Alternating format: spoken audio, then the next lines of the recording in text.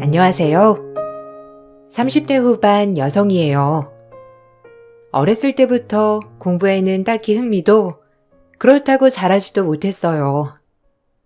집안도 넉넉한 형편이 아니었기 때문에 차라리 어영부영 성적에 맞춰 대학을 가기보다 고등학교를 졸업하고 바로 취업전선에 뛰어들어 내 앞가림을 헤쳐나가야겠다는 마음이 앞서 있는 나날이었어요. 생각이 확고했기 때문에 졸업 후 바로 전 취업을 하였고 제 첫 직장은 대형 프랜차이즈 카페의 직원이었어요. 나중에 제 가게나 제 사업을 하고 싶은 욕심이 가장 많았기 때문에 카페에서 커피라는 것을 배우면서 성장해 나갔습니다. 적성에도 잘 맞았고 굉장히 재미있는 하루하루였죠. 그리고 6년 동안 한 곳에서 열심히 일한 결과 점장이라는 타이틀도 달게 되었어요. 남들보다 조금 더 일찍 시작한 사회생활로 인해 지금의 남편도 빨리 만나게 되었으나 요즘 시대엔 없을 것 같던 시집살이가 저에게 찾아왔어요. 고졸인 절 시어머니와 손윗동서들은 우습게 여겼거든요. 우리 아들 4년제 대학 보내놨더니 커피숍에서 일하는 여자애랑 결혼할 줄 누가 알았더냐? 이래서 아들 키워봤자 며느리 좋은 일이라고 하나보다. 그래도 좀 얼추 모양새는 맞아야지. 너무 기울잖아. 커피숍에서 커피나 내리는 애라니. 옛날에 다방 레지랑 뭐가 달라? 아들 눈에서 눈물 빼기 싫어 허락했다만 이러면 안 되지 하면서도 쟤 볼 때마다 정이 안 간다. 맞아요. 대학도 안 나오고 사실 서방님한테 너무 실망했어요. 그래도 좋은 대학 나와 대기업 연구원을 할 정도인데 카페 점원이랑 결혼한다는 게 말이 되나요? 내 아들이면 진짜 가만 안 두지. 어머님이 성격이 너무 좋으셔서 그런 거예요. 제 주변 사람들한테도 말하기 창피하다니까요. 고졸동서가 웬 말이에요. 그것도 카페 여종업원. 진짜 수치죠, 수치. 우리 어머님처럼 이해심 많으신 분도 없지. 솔직히 서방님도 곧 있으면 콩깍지가 벗겨질 수도 있을걸요. 그냥 그러려니 하세요, 어머니. 이왕 시킨 결혼 뭐 어쩌겠어요. 속상하시지만 여자가 남자를 잘 꼬시는 것도 능력이라니깐요. 저 얼굴로 서방님 꼬셔서 아주 인생 폈지. 자기 주제의 대기업 연구원 만날 수나 있었겠어요? 여하튼 여우라니깐 백여우. 결혼 후 신혼여행에서 돌아오는 날 주방에서 세 분이 나누시던 얘기를 듣게 되었는데 아직까지 마음의 상처가 돼서 똑똑히 기억이 나죠. 얼마나 손이 떨리고 표정 관리가 안 되던지 금방이라도 누가 건들면 눈물이 터져 나올 것 같은 걸 참았어요.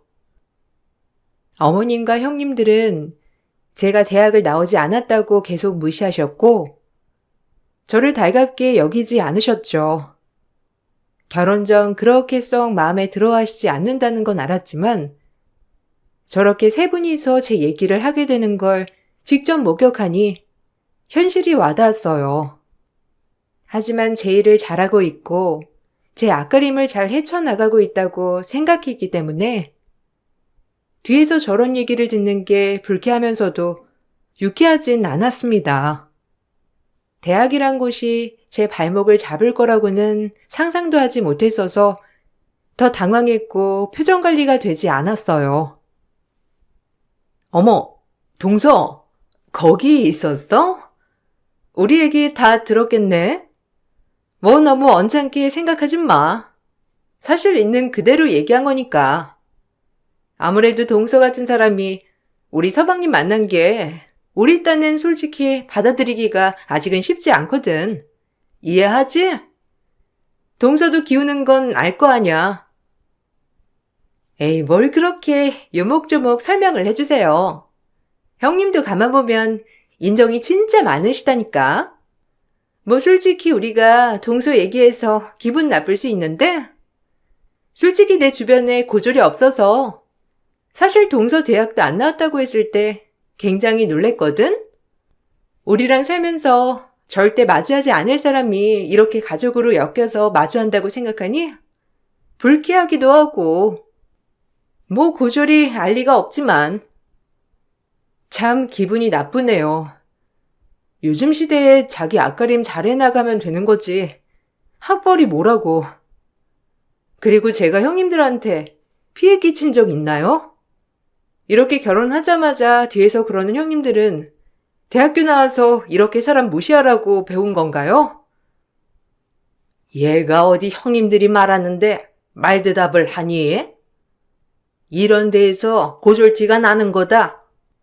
어디 대학가정 나온 애가 그럴까? 어머님, 대학이랑 인성이랑 무슨 상관이에요? 어머님마저 그러시니까 저 너무 섭섭해요. 전 어머님 너무 좋아하는데. 됐다. 누가 좋아해 달랬니? 눈물바람 하려거든. 당장 너네 집으로 가.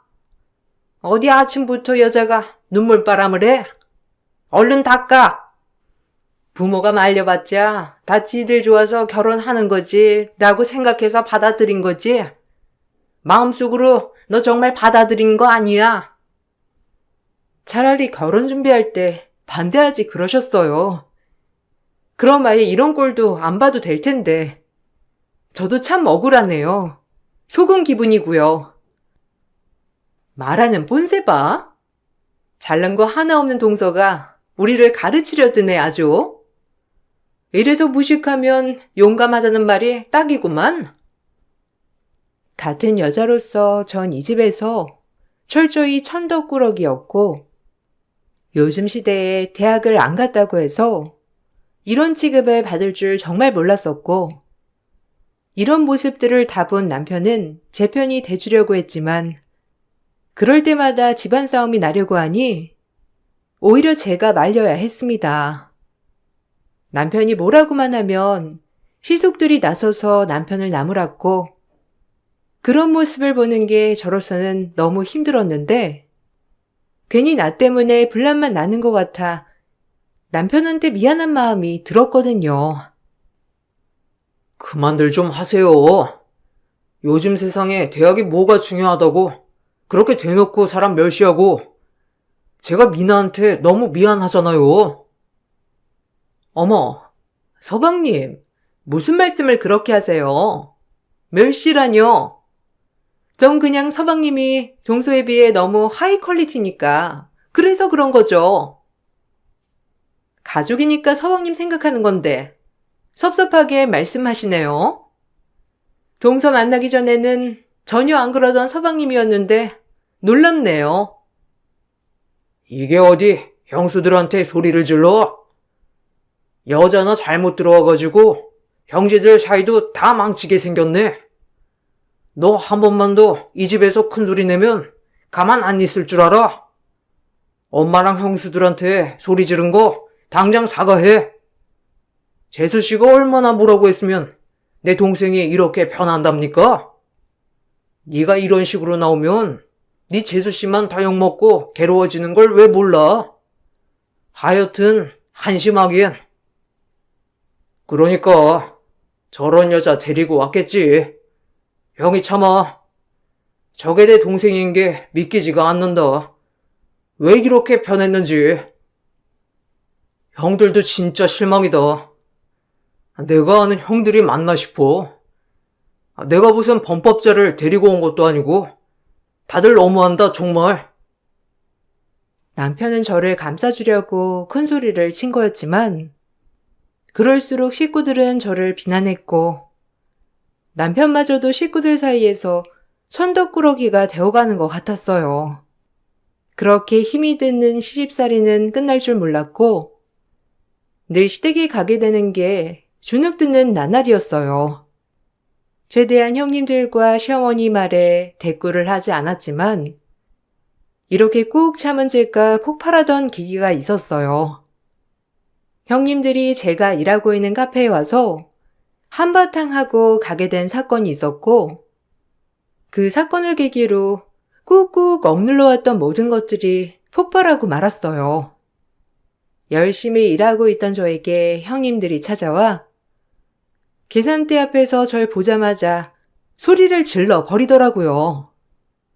그 모습을 본 직원들은 웅성웅성거리기 시작했고, 매장에 있던 손님들 또한 저와 형님들을 번갈아 가며 쳐다보았어요. 어쩔 거야? 네가 우리 집 들어와서 다 망친 거 알아? 내 큰아들이 왜 대학을 안 가겠대? 이게 다 너 같은 애가 우리 집에 들어와서 대학을 안 간다고 하는 거 아니야. 너 어쩔래? 우리 아들 너처럼 인생 종치면 내가 가만 안 둘 줄 알아?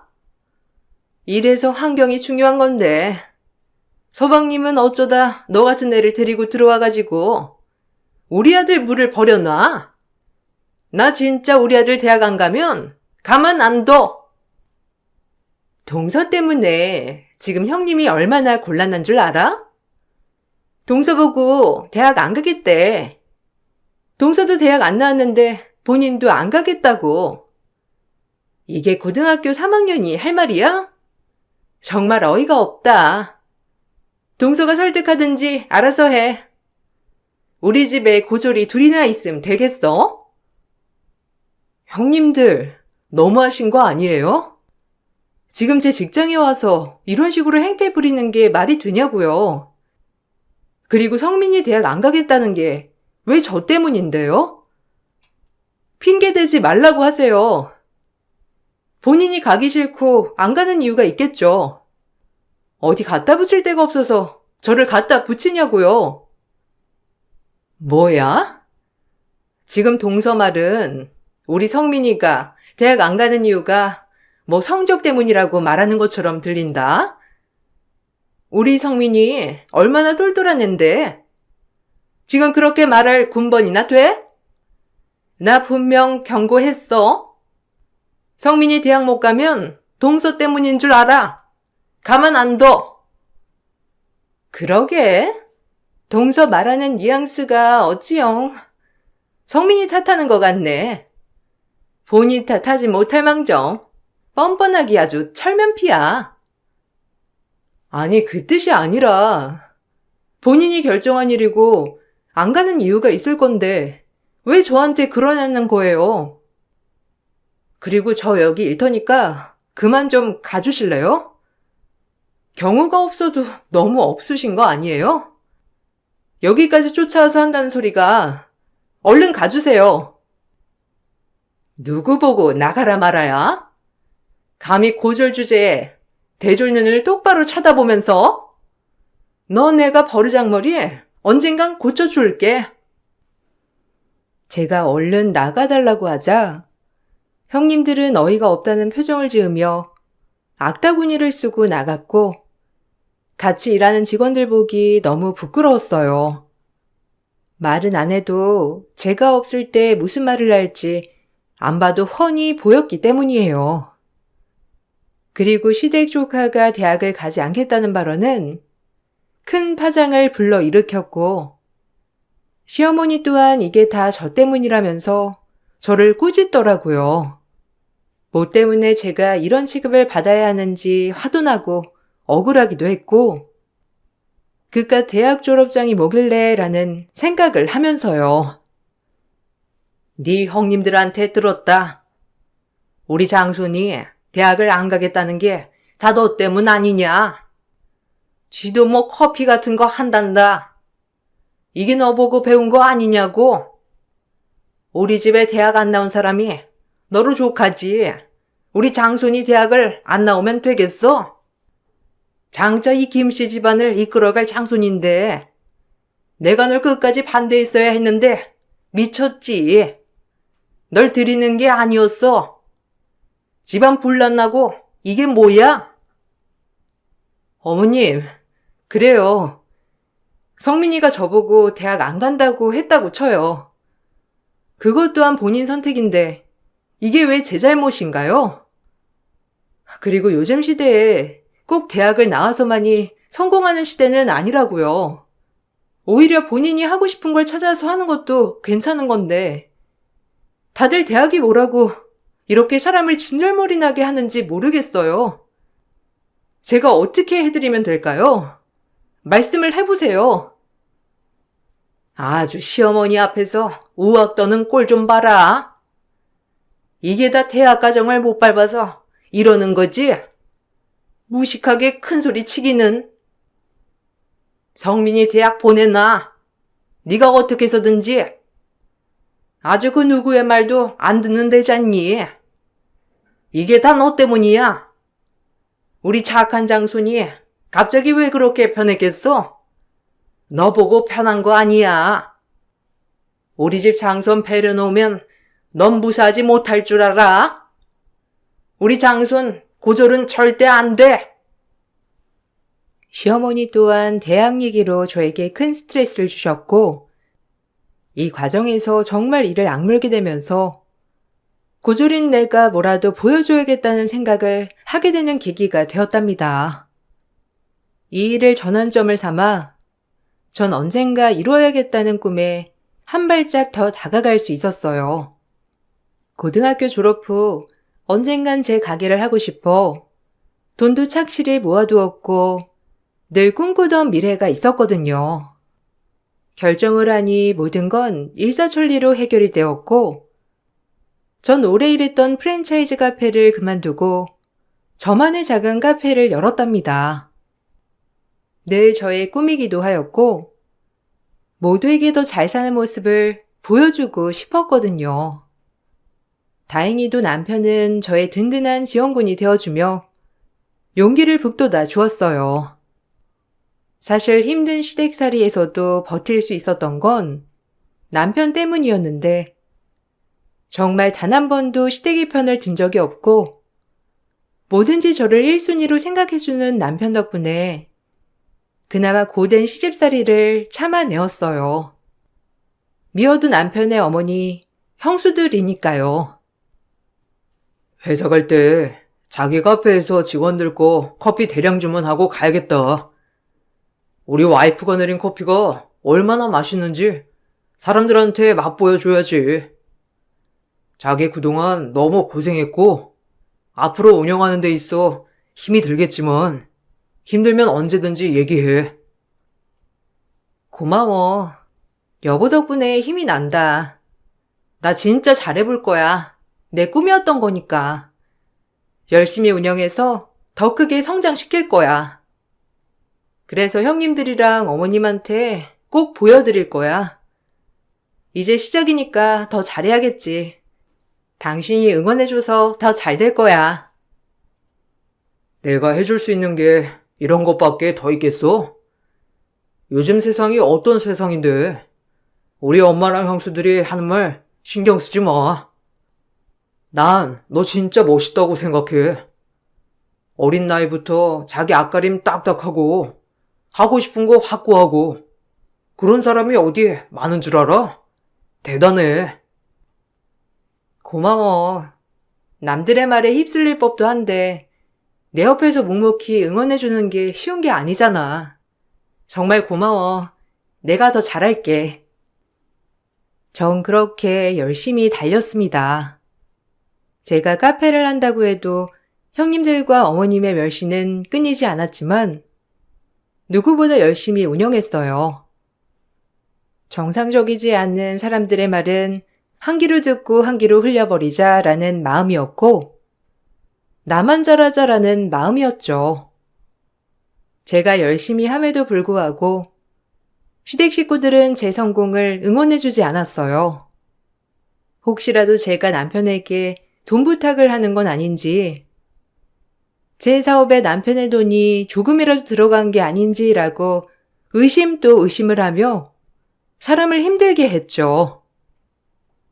너 가게 차리는데 우리 아들 돈 갖다 쓴 거 아니지? 혹시라도 그런 거면 너 가만 안 둬. 우리 아들 돈 일절 쓰지 마. 에이, 설마 그랬겠어요? 아니다. 그럴 수도 있나? 카페 종업원이 얼마나 벌었겠어? 혹시 서방님 싼 집 돈 턴 거 아니야? 아, 아니요. 제가 열심히 모아놓은 돈으로 시작했고요. 이 돈 땡전 한 푼 안 들어갔으니 너무 걱정 마세요. 그럴 일도 없고요. 혹시 모르지. 서방님이 조금이라도 해줬을지. 뭐 아니라고 하는데 우리가 그걸 어떻게 믿어? 안 그래요, 어머님? 만약 나중에라도 우리 아들 돈 들어갔다고 걸리기만 해봐. 이 가게다 내가 묵사발 만들 테니까 그리 알아라. 걱정 마세요. 제 힘으로 제가 어디까지 올라가는지 두고 보시라고요. 어머님 귀한 아들 돈 1원 한 장 안 쓸 거니까요. 대신 저 잘 돼도 저한테 1원 한 장 바라지 마세요. 저 잘 되기 바라지도 않는 분들인데 제가 잘해드릴 이유는 없잖아요. 그래, 꼭 동서 말대로 하길 바랄게. 본인 힘으로 어디까지 갈 수 있을지 모르겠지만 고작 해야 카페 여직원 주제에 꿈도 크단 말이야. 꼴랑 카페 하나 차려가지고 동네 장사하는 주제에 무슨 대기업 오너처럼 말하고 있네. 웃긴단 말이야. 일반 회사원이나 카페 여직원이나 남 밑에서 일하는 건 매한가지죠. 참 형님 사상도 특이하고 어처구니가 없네요. 시모와 형님들의 말이 정말 어이도 없었지만 모 눈엔 뭐만 보이는구나. 난 떳떳해라는 마음으로 무시해버렸어요. 그리고 전 다른 카페와의 차별화를 두기 위해 틈만 나면 메뉴 개발에 새벽같이 나가고 밤늦게 퇴근하면서 제 카페에 애정을 쏟았죠. 모든 사람들이 제 노력을 알아줬는지 제 카페는 개업한 지 7개월 만에 가맹 문의가 들어왔고 하나둘 가맹점을 시작으로 여러 개의 프랜차이즈가 생겨났습니다. 제가 차린 카페가 프랜차이즈 카페가 된 것이에요. 이젠 동네에 웬만하면 하나씩 있는 카페로 자리매김하게 되었고 그렇게 제가 열심히 한 만큼 보상을 받게 되었던 거예요. 카페가 커지자 사무실도 필요했고 곧 브랜드가 된 사무실에 직원도 필요하게 되었죠. 그렇게 제가 차린 카페는 법인회사까지 설립하며 커지기 시작했고 이 모든 것이 아무의 도움 없이 제 힘으로만 이루게 된 것이라는 게 너무 기뻤어요. 하지만 형님들이 절 무시하는 건 여전했어요. 이 사람, 그래도 카페 프랜차이즈가 너무 잘 돼서 지금 저보다도 더 능력 있다니까요. 요즘엔 회사 출근하느라 바빠요. 그래? 난 대학 문턱도 못 가서 뭐 시시껄렁할 일만 할 줄 알았는데 그래도 머리는 잘 돌아가나 보구나. 엄마는 무슨 말을 그렇게 해요.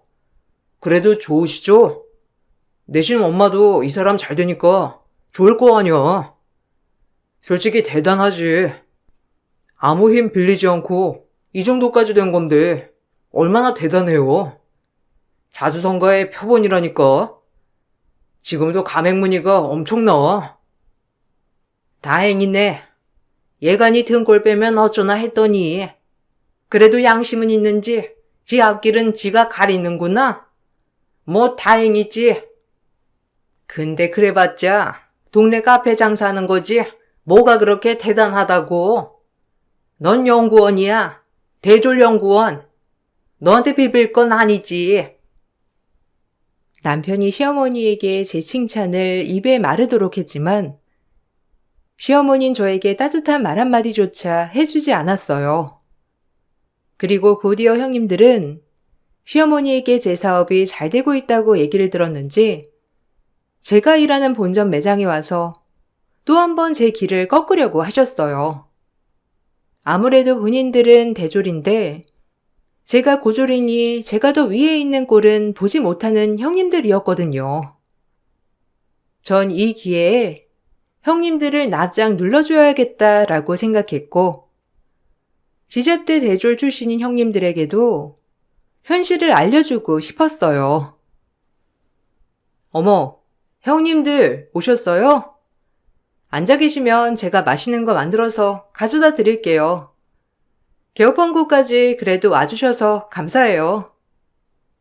어머님이 동서 대단히 성공한 것처럼 얘기하셔서 보러 왔는데 딱히 대단한 성공도 아니네. 겨우 콕딱지만한 가게 뭐 그렇게 대단하다고. 난 무슨 번쩍번쩍 으리으리한 가게 차린 줄 알았지. 근데 꼴랑 요만한 평수 차리고 생색낸 거야? 그러니깐요. 전 무슨 100평대 되는 줄 알았잖아요. 그럼 그렇지. 동서가 그런 걸 꾸릴 리가 없잖아요. 괜히 시겁했네. 저희 가게 못 들어보셨어요? 그래도 요새 체인으로 많이 나가는데. 이게 제 브랜드예요. 다행히 잘 돼서 회사까지 차리게 됐고 법인까지 만들었어요. 형님네들 동네에 하나쯤 있는 카페가 제 가게인데 그걸 모르시다니 아쉽네요. 제가 이 체인점 차린 줄 아셨구나. 이 체인점을 제가 만든 건데. 오해 단단히 하셨네요. 커피나 드세요. 이왕 오셨으니. 법인을 설립했단 말이야? 동서, 그 머리로 무슨 경영을 한다고 법인까지 세워?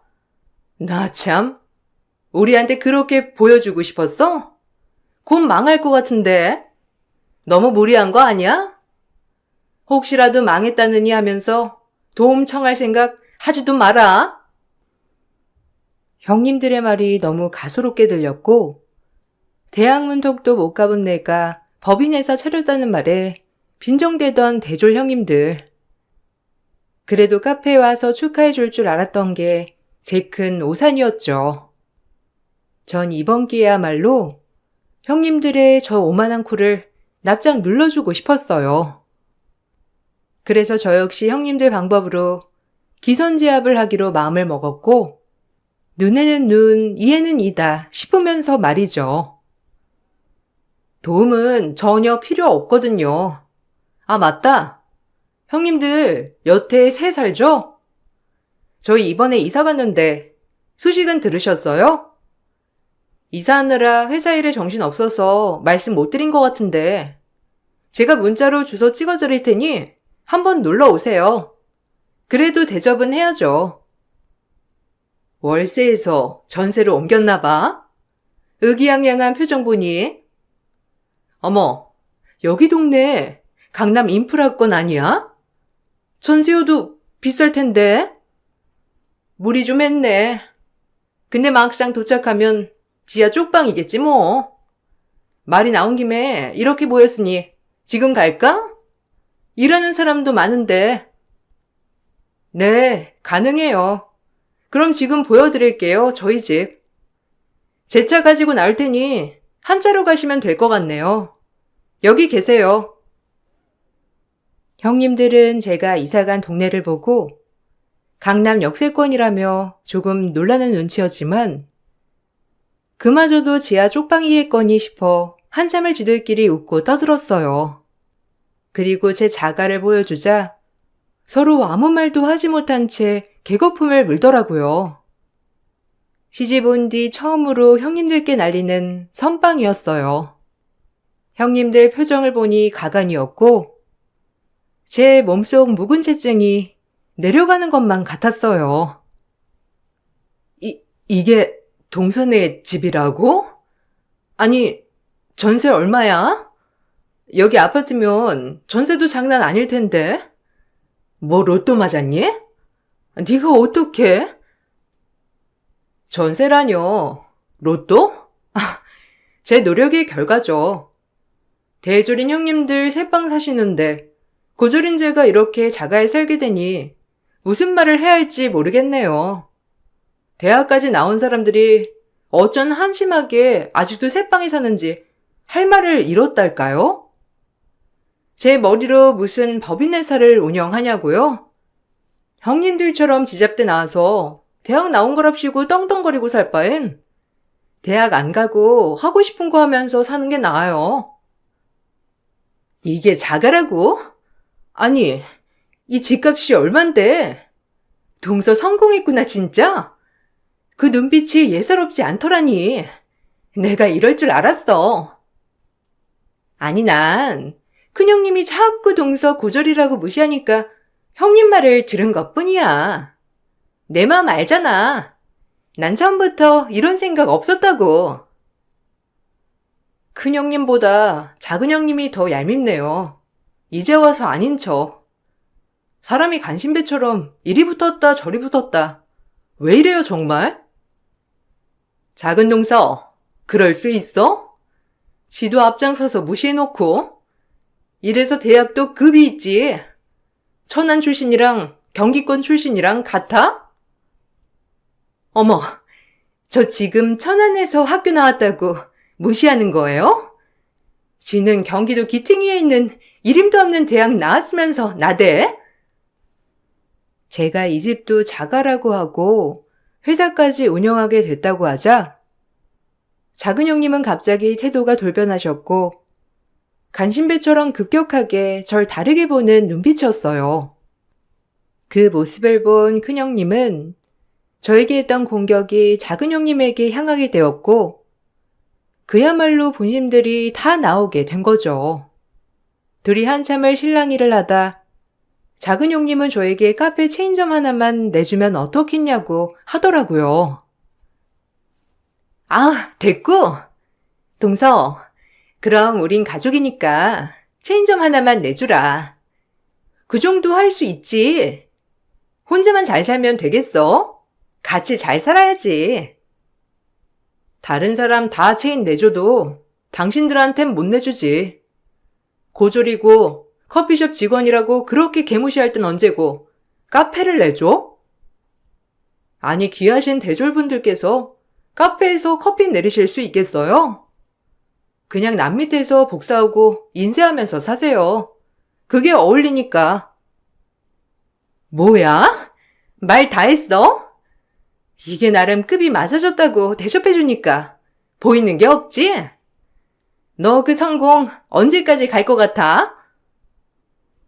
영원하진 않더라도 전 현실에 안주하면서 살진 않거든요. 더 발전해 나갈 거니 입 다무시고 이제 직구경 다 했으면 두 분 다 나가 주실래요? 누추한 분들이 귀한 집에 어울리나요, 어디? 재수 안 붙으니까 얼른 이 집에서 나가주세요, 제발. 전 형님들을 문 밖으로 내쫓았고 왕소금을 뿌려댔어요. 제가 왕소금을 형님들께 뿌려대자 형님들은 소리를 지르며 난리가 났고 이 소식이 시어머니 귀에까지 들어가게 되었죠.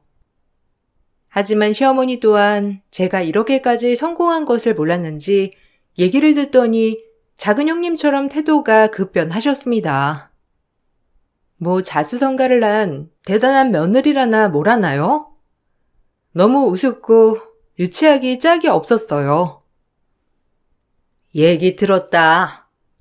아니, 집도 이사가고 그 카페인지가 엄청 잘 돼서 아주 크게 성공했다며?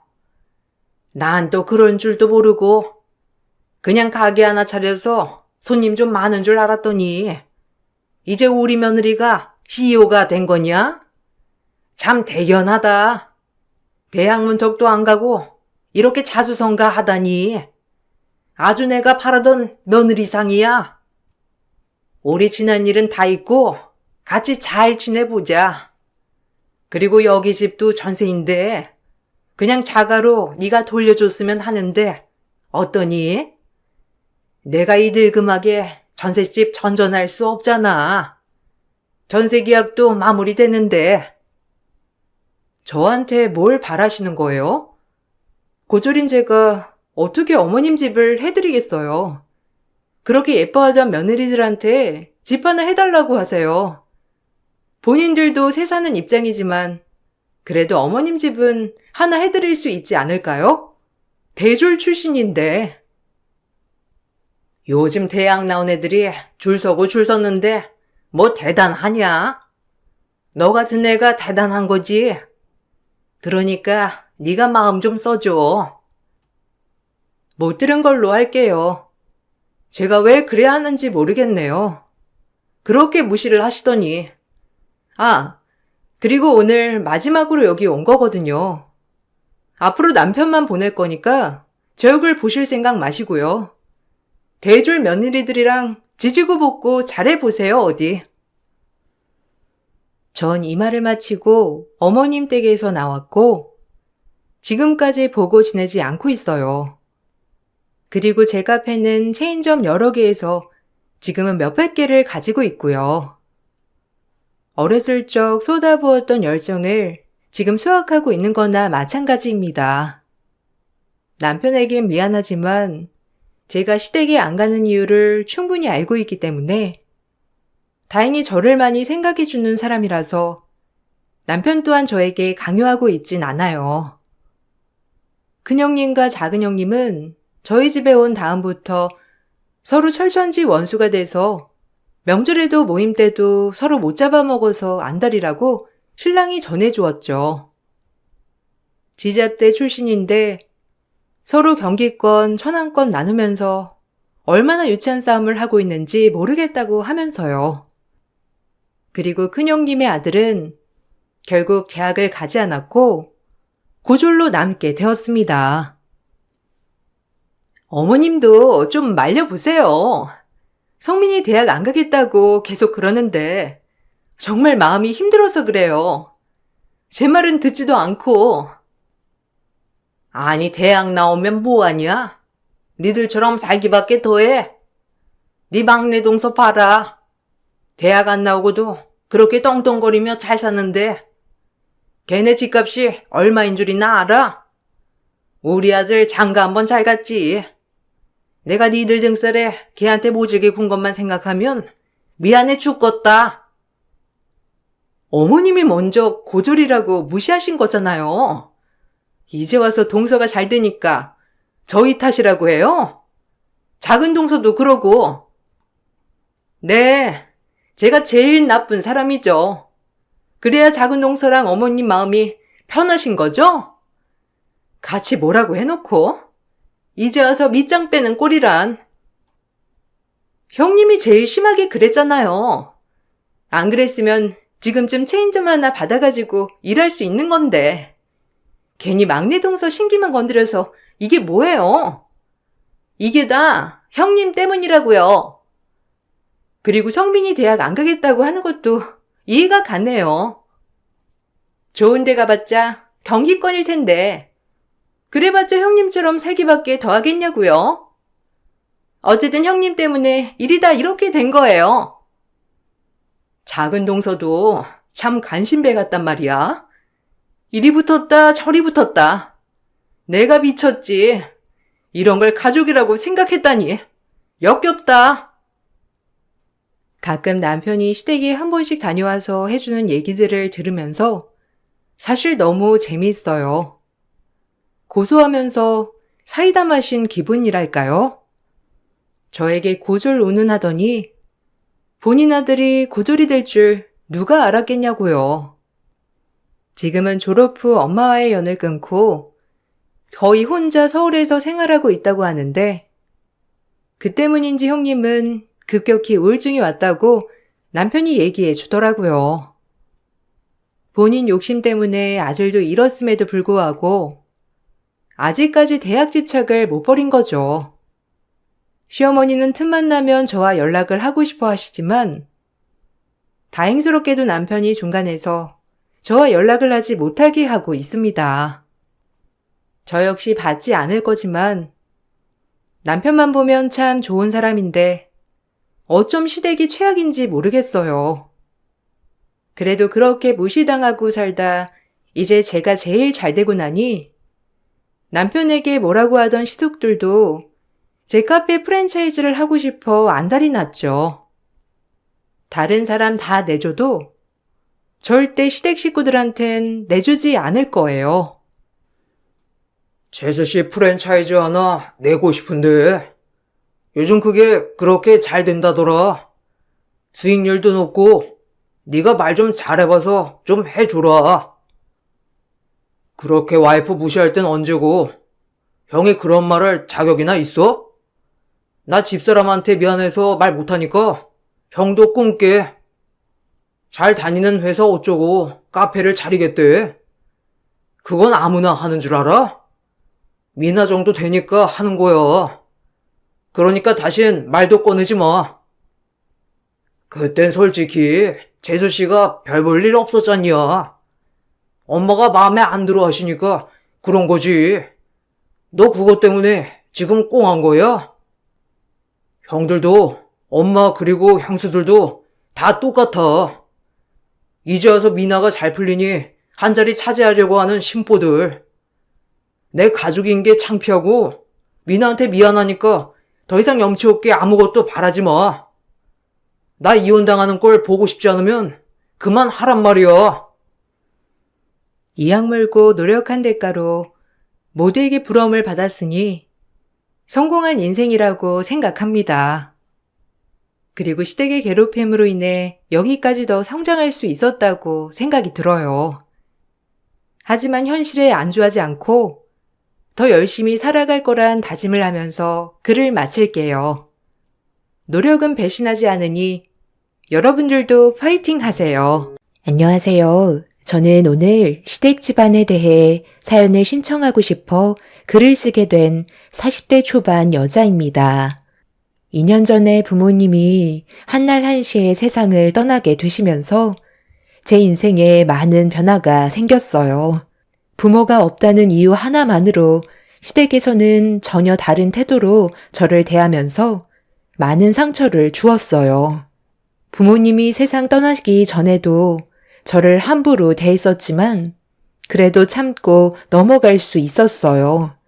그런데 제가 어떤 아픔을 가지고 있는지 뻔히 알면서 시댁 식구들은 상처난 곳을 더욱더 후벼 팠었죠.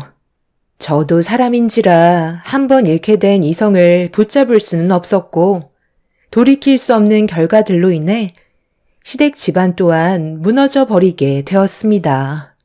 아직까지도 부모님께서 세상을 떠나셨다는 게 믿어지지가 않아 현실을 받아들이지 못하고 있는 상태입니다.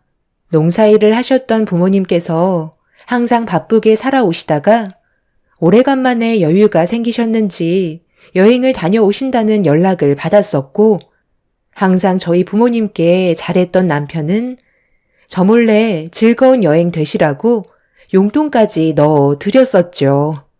그렇게 두 분은 전국 명소를 돌면서 즐거운 시간을 보내고 계셨는데 어느 날 전화가 왔어요. 부모님께서 사고가 난 현장에서 세상을 떠나셨다는 연락이었죠. 그때가 추운 겨울도 아니었는데 10중 추돌 사고가 있었어요.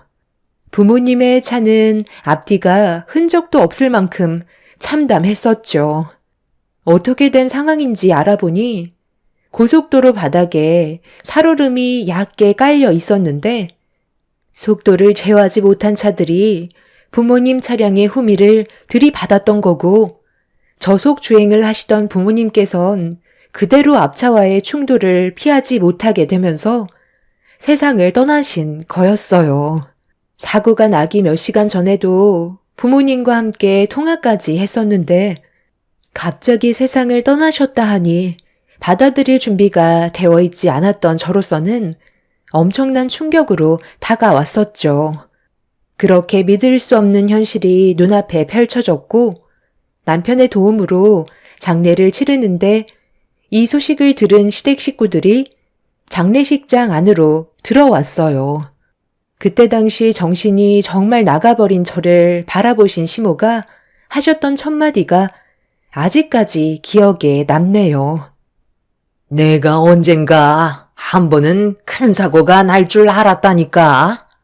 퍽하면 여행만 다니시더니 결국 이 꼴을 당하셨구만.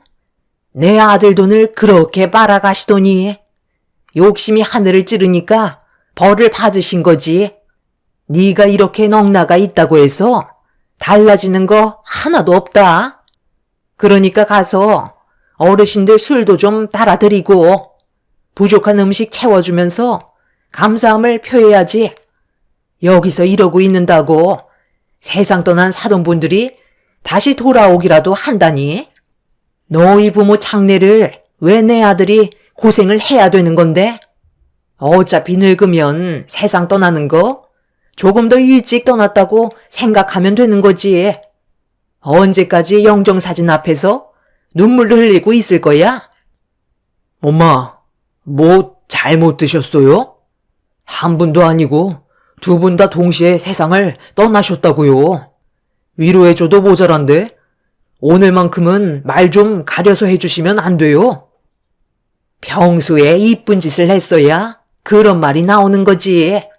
제가 며느리로서 제대로 된 역할을 해왔는 줄 아니? 그동안 행실이 바르지 못했기 때문에 이런 벌을 받은 거라고. 제가 어머님한테 뭘 그렇게 잘못했길래 저희 부모님 장례식에서까지 말을 함부로 하세요? 위로해달라고 부탁한 적도 없으니까 볼일 끝나셨으면 돌아가 주세요. 저도 제정신이 아니었던 상태라 그동안 시모와의 관계가 좋지 않았던 저 또한 안 좋은 말들을 거침없이 뱉어대었죠. 그래도 저희 부모님께서 세상 떠나셨는데 시모는 위로의 한마디를 해주시기는커녕 오히려 더 상처되는 말들을 하셔서 참을 수가 없었어요. 그동안 쌓여왔던 불만들을 시모에게 쏘아댔고 저희 부모님 장례식장은 순식간에 아수라장이 되어버리고 말았습니다. 시모로 시작된 싸움은 걷잡을 수 없이 커졌고 이성을 잃은 시모는 장례식장 안의 물건들을 손에 잡히는 대로 집어 던지셨어요. 남편도 시모의 돌발 행동에 많이 당황했는지 밖으로 모시려 했지만 아주버님이 남편을 밀치면서 더 큰 화를 불러오고 말았습니다. 네가 뭔데 우리 엄마 몸에 손을 대는 거야? 당장 안 비켜? 그동안 얼마나 서운하셨으면 이렇게까지 하시겠어? 우리가 도와달라고 손 내밀었을 때 조금이라도 생각해줬다면 우리의 관계가 이 정도로 안 좋아지지 않았을 거라고. 내 말이 틀려? 서로 어려울 때 도와주는 게 가족 아니냐고. 아주버님, 말 한번 잘하셨네요. 방금 어려울 때라고 하셨어요? 예전에 저희 가게가 많이 힘들어졌을 때 월세도 낼 수 없을 정도로 위기가 찾아와서 도와달라고 사정을 했었는데도 깨진 항아리에 물 붓기라면서 아예 등을 돌려버리셨잖아요. 위기가 찾아왔을 때 도와주는 게 진정한 가족이라고 항상 입에 달고 사셨으면서 왜 그렇게 하신 건데요? 그때 당시 저희가 너무 상처받아서 정말 인연 끊어내고 싶었어요. 그런데 우리가 어려운 상황이 해결되고 오히려 더 장사가 잘 되니까 저희한테 뭐라도 뜯어먹고 싶어서 거머리처럼 붙어서는 떨어지지 않으려 하셨잖아요. 한 번도 해본 적도 없는 장사를 갑자기 하시겠다면 저희한테 돈을 달라고 하시면 도와드려야 되는 거예요? 과거에 저희 부부를 매몰차게 걷어차셨으면 당연히 바라시는 게 정상이 아닌 거죠. 예전에 남편과 함께 운영하던 가게가 많이 힘들었던 적이 있었어요. 배달 위주로 안주를 만들어 팔았었는데 처음에는 잘 되는가 싶더니 날이 가면 갈수록 어려움이 많았었죠. 그때 가게를 접고 다른 걸 알아봐야 될 정도로 위기가 찾아왔었습니다. 월세를 낼 수 있는 돈이 없어 몇 달치가 밀리고 보증금에서 차감을 했었을 만큼 생활고에 시달렸었죠. 그때 남편이 시댁에 도움을 요청했었어요. 이미 저희 부부는 대출도 많이 받았었고 친정 부모님한테도 돈을 빌렸던 터라 더 이상 돈 나올 구멍이 없었습니다. 조금만 더 하면 될 것 같았는데도 잘 안 되니까 남편도 많이 답답했는지 시댁에 찾아가 도와달라고 사정을 했었죠. 하지만 어차피 망한 거 돈만 날린다면서 10원짜리 하나 도와주지 않으셨어요. 그때 남편과 저는 시댁 식구들에게 많은 실망을 하게 되었고 나중에 저희가 잘 되더라도 절대로 도와주지 않겠다는 결심을 하게 되었습니다. 이런 위기에 남편과 제가 할 수 있는 건 두 발로 뛰는 것밖엔 없었어요. 어차피 망하게 될 거라면 음식들은 전부 다 폐기 처리를 해야 되기 때문에 그럴 바엔 차라리 저희 가게를 알리기 위한 하나의 도구로 사용하기로 했었죠. 마지막 발버둥이었고 저희 부부는 전단지와 함께 술과 함께 할 수 있는 안주거리를 만들어 각 집마다 돌아다니면서 전부 나눠 드렸습니다. 술집에서 안주 하나 시키다 보면 나중에 결제할 때 몇만 원이 나오잖아요. 저희는 부담스러운 가격을 확 낮췄고 굳이 나와서 술집에 가지 않아도 집에서 간단히 저희가 준비한 음식들로 간편하게 해결할 수 있다는 장점을 살려 저희 가게를 모르는 지역 분들에게 계속해서 알렸습니다. 그렇게 되자 어느덧 배달 전화가 한두 통 오게 되었고 저희 부부가 계획했던 대로 조금씩 일이 잘 풀리기 시작했어요. 거의 1년은 남은 거 없이 전부 다 퍼줬었죠. 이런 노력이 결국 좋은 성과를 가져오게 되면서 처음엔 작게 시작했던 사업이 점점 더 크게 확장이 되었습니다. 저희가 잘 되자 아주버님이 그걸 보고 배가 많이 아프셨는지 본인들도 해보겠다며 장사를 시작한다고 도와달라고 했지만 과거에 저희 부부한테 위기가 찾아왔을 때 도와주지 않았던 아픔들 때문에 일절 도움을 주지 않았어요. 시부모님께서도 아주버님을 도와주는 게 좋겠다고 하셨지만 저희는 그렇게 하지 않았었죠. 도와줬어도 아주버님은 준비 없이 무작정 시작했기 때문에 망하는 건 당연했었어요. 그런데 이 모든 걸 저희 부부에게 탓을 돌렸고 서로의 감정이 안 좋았던 상태라 연락도 하지 않고 지냈었죠. 시부모님께서도 집안의 장남이라고 아주버님 편만 들지 저희가 받았던 상처에 대해서는 조금도 생각해주지 않았습니다. 그렇게 되자 시댁에 가는 발길도 끊어버리는 상황까지 오고 말았습니다. 얼굴 안 보고 지내는 게 오히려 더 행복한 생활을 유지할 수 있었죠. 그리고 이런 생활을 유지하며 살아오던 도중에 부모님께서 갑작스런 사고로 세상을 떠나시게 된 거였고 시모는 장례식장에 오자마자 저에게 마음을 곱게 쓰지 못해서 벌을 받게 된 거라며 상처되는 말을 꺼내셨던 거였어요. 안 좋은 관계를 유지하면서 살아왔던 만큼 격한 싸움이 벌어졌었고 장례식장에서 한바탕 난리를 친 다음 시댁 식구들은 돌아가게 되었죠. 부모님께서 세상을 떠나신 것도 충격인데 시댁 식구들까지 난리를 치고 가니 제가 버틸 수 있는 상태가 아니었어요. 그렇게 한참 동안 부모님의 영정 사진을 바라보면서 오열을 하다 지쳐 잠이 들었고 남편도 많이 힘들었는지 제 옆에서 잠깐 눈을 붙였었는데 갑자기 무언가 차가운 것들이 제 머리 위로 쏟아져 내렸어요. 너무 놀라 벌떡 일어나 고개를 들어 올리자 집으로 돌아가신 줄 알았던 시모가 다시 나타나 큰 봉지 안에 들어있던 각 얼음을 제 얼굴에 뿌려대고 있었습니다. 갑자기 들어오셔서 지금 뭐 하시는 거예요? 왜 얼음을 제 머리 위로 쏟으시는 건데요? 뭐하러 또 오신 거예요? 저희는 어머님 얼굴 보고 싶지 않다고요. 네가 제정신이 아닌 것 같아. 걱정돼서 정신 좀 차리라고 마트에서 얼음 한 봉지 사다가 머리에 뿌려준 건데 뭐가 잘못됐니? 부모가 세상 떠났는데 잠이나 자고 있으니 사돈분들이 얼마나 마음이 아프겠어? 장례를 치르려면 똑바로 해야 될 거 아니야? 조금 있다가 사람들 올 거니까 정신 똑바로 차리고 있어라. 시모는 갑자기 알 수 없는 말을 꺼내셨고 잠시 뒤 아주버님이 다시 들어오셨어요. 그리고 조이금함에 자리를 잡고 앉으셨죠. 남편은 뭐 하는 짓이냐고 화를 내고 있는데도 시댁 식구들은 저희 부부를 무시하고 있었어요.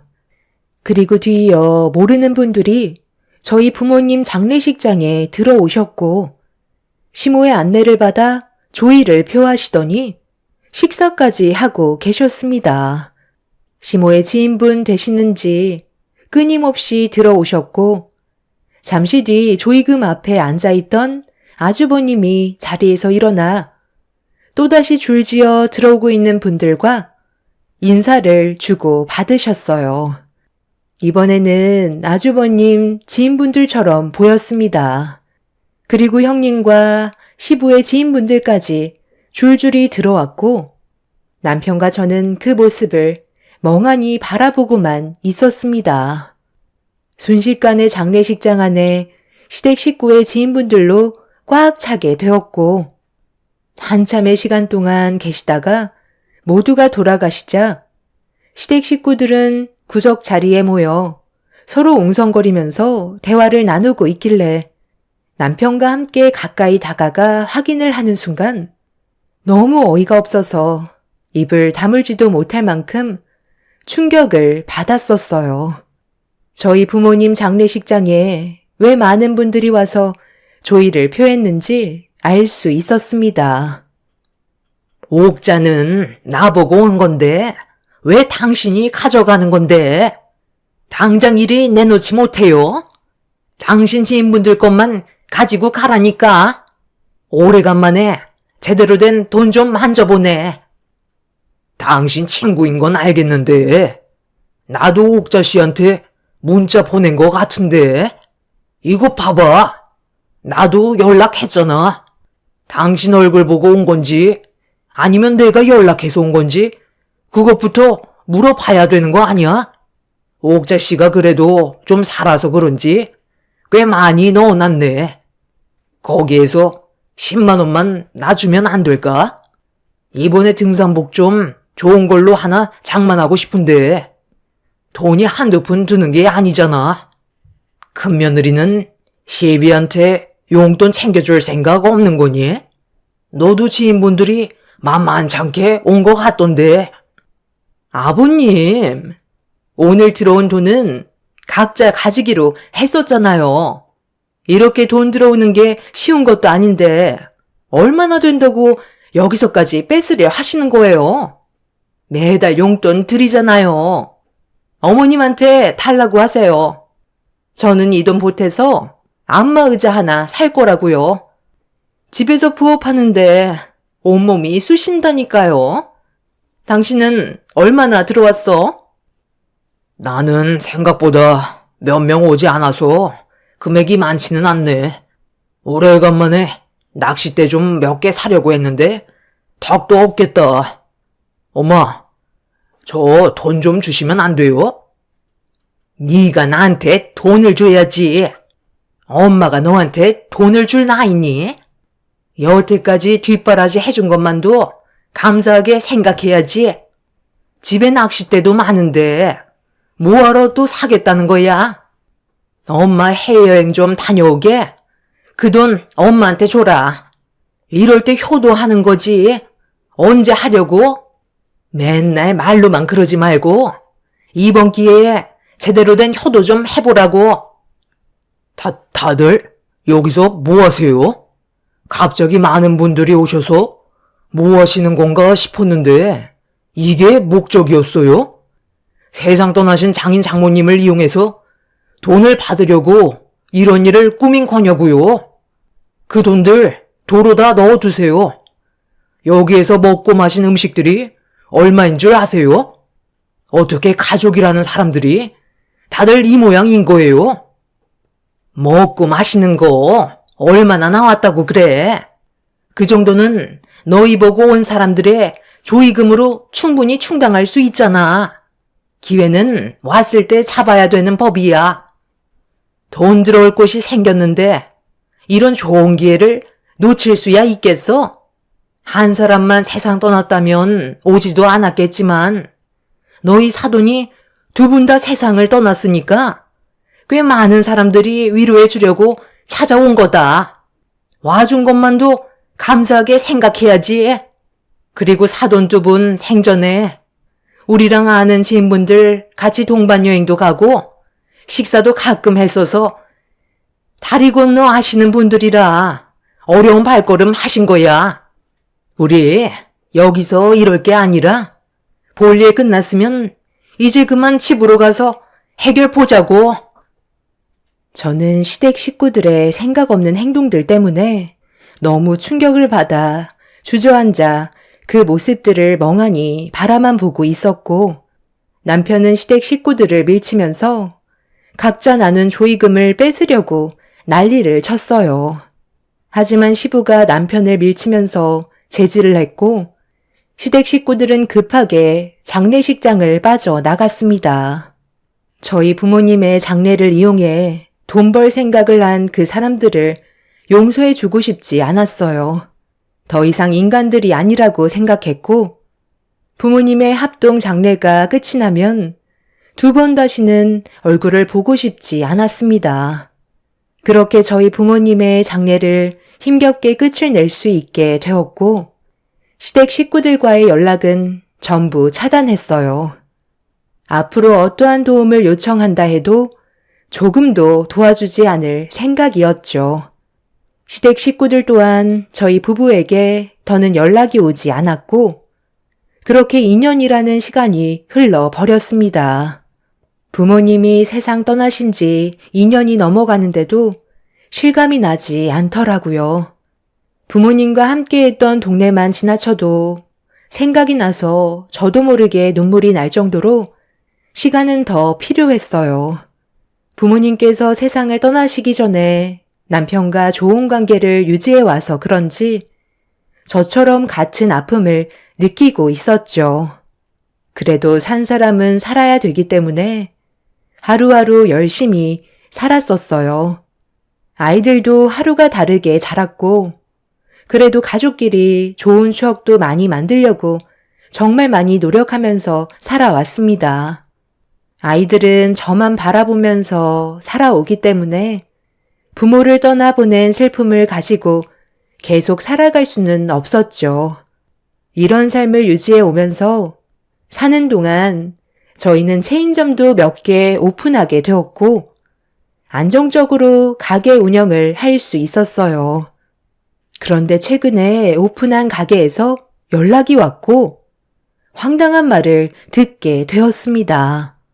저희와 가족이라면서 음식을 무상으로 가져가려는 손님 때문에 곤란한 상황에 처해 있다며 어떻게 해야 될지 몰라 사장님이 저에게 전화를 하셨어요. 제가 바꿔달라고 하자 수화기에서 들려온 목소리는 다름 아닌 아주버님과 형님이었습니다. 2년이 지나고 처음 듣게 된 목소리였죠. 기분이 좋지 않았지만 이제 막 오픈한 가게에 안 좋은 소문이 돌면 안 되기 때문에 침착하게 대응을 했어요. 무슨 일 때문에 오픈한 가게에서 소란을 피우냐고 물어보았죠. 재수씨, 오래간만이에요. 그동안 잘 지내고 있었어요? 아니, 우리 동네에 체인점을 냈으면 먼저 연락을 줬어야죠. 한잔하고 집에 들어가려는데 재수씨 가게가 딱 보이길래 너무 놀라서 들어와 보니까 알고 보니 체인점이더라고요. 요즘 상당히 잘 나가나 봐요. 저희는 매일이 아주 죽을 맛인데 혼자서 잘 먹고 잘 살면 좋아요. 맨날 술 생각나면 여기 와서 먹어도 되는 거죠.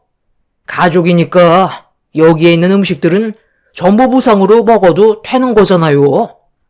새로운 지역으로 이사와서 적응하는데 시간이 좀 걸렸었는데 여기서 재수씨 가게를 보게 될지는 정말 몰랐네요. 그런데 이 사장이 내가 가족이라고 했는데도 음식값을 지불해야 된다고 하잖아요. 그런 말을 들었는데 화가 안 나겠어요? 이왕 이렇게 된 거 몇 개 더 시켜 먹는 게 좋겠네. 그렇게 해도 괜찮은 거죠? 나도 할 말이 있으니까 좀 바꿔줘 봐봐. 여보세요? 동서, 나야. 그동안 잘 지내고 있었지? 요즘 우리 먹고 살기도 힘든데, 나 여기서 아르바이트 하면 안 될까? 우리가 생활이 많이 힘들거든. 그래서 살 길이 막막한데, 오래간만에 통화한 김에 우리 좀 도와줘. 언제까지 이렇게 살 순 없잖아. 하루하루가 정말 힘들다고. 일단 그런 건 나중에 다시 얘기하는 걸로 하고요. 이제 막 오픈한 가게이기 때문에 거기에서 그러지 말고 나오세요. 제가 사장님한테는 좋게 말씀드릴게요. 그래, 알았어. 동서가 원하는 대로 해줄 테니까 언제 다시 연락 줄 건데? 나 내일부터 여기 와서 일하면 되는 거야? 미리 돈부터 당겨주면 안 될까? 갑작스럽게 연락을 하게 된 형님네외는 어이없는 말들을 늘어놓고 있었죠. 둘 다 술에 취해서 혀까지 꼬여서는 제대로 말도 못하길래 일단 대충 둘러대고 돌려 보냈습니다. 이런 상황을 남편도 듣게 되었고 저희는 다음날 새로 오픈한 가게로 출근을 했어요. 그렇게 장사 준비를 도와주고 있는데 전날에 저와 통화한 걸 잊지 않고 기억하고 있었는지 형님 내외가 가게 문을 열며 들어오고 있었습니다. 그런데 뒤이어 또다시 마주하게 된 시부모님이 들어오셨어요. 두 번 다시 마주치고 싶지 않았던 사람들과의 끈질긴 인연 때문에 너무 짜증이 몰려왔어요. 좋은 기억도 없고 그동안 며느리로 살면서 온갖 상처를 받았던 저는 그 사람들을 좋은 시선으로 바라볼 수는 없었죠. 저와 남편은 아무 말도 하지 않고 시댁 식구들을 바라보고 있는데 시모가 갑자기 양팔을 걷어붙이더니 주방으로 들어가셨어요. 사장님은 당황해서 저에게 도움을 요청했고 제가 나오시라고 했는데도 시모는 주방에서 사장님이 만들던 음식을 대신하고 있었죠. 일단 나오시라고 했잖아요. 왜 제 말을 무시하시는 거예요? 지금 한창 가게 오픈 준비해야 되는데 이러시면 방해만 된다고요. 그만 좀 나오세요. 어제 나랑 얘기했던 거 기억 안 나? 나 오늘부터 여기에서 일하기로 했잖아. 내가 힘들까봐 아버님 어머님께서 도와주신다고 하셨거든. 가게가 오픈한 지 얼마 되지 않아서 정신없고 포장 주문 손님들도 많다며. 그럼 일손이 부족할 거 아니야. 여기 직원 몇 명으로 돌아가는 건 쉽지 않잖아. 그 대신 우리 부부랑 아버님 어머님 월급까지 신경 써줘야 되는 거 알지? 이래서 가족이 있어야 되는 거야.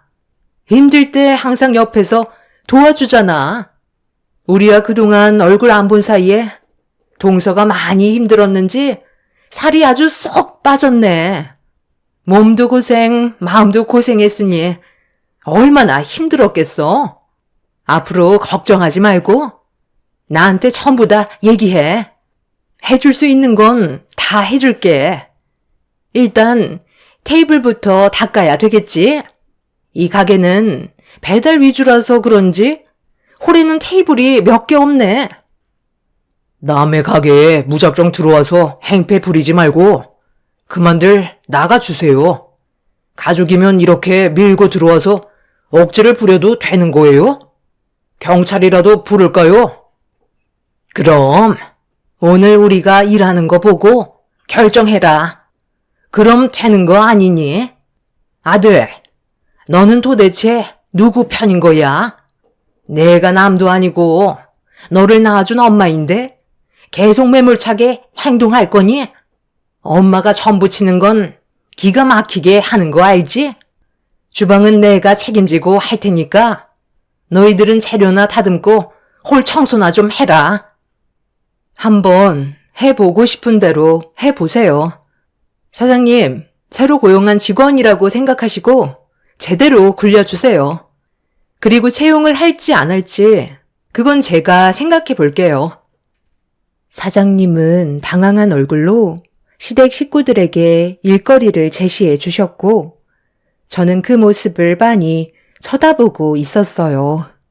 남편은 저에게 무슨 생각으로 그런 거냐며 물어보길래 시댁 식구들이 무슨 생각으로 왔는지 확인해 보고 싶다고 전했어요.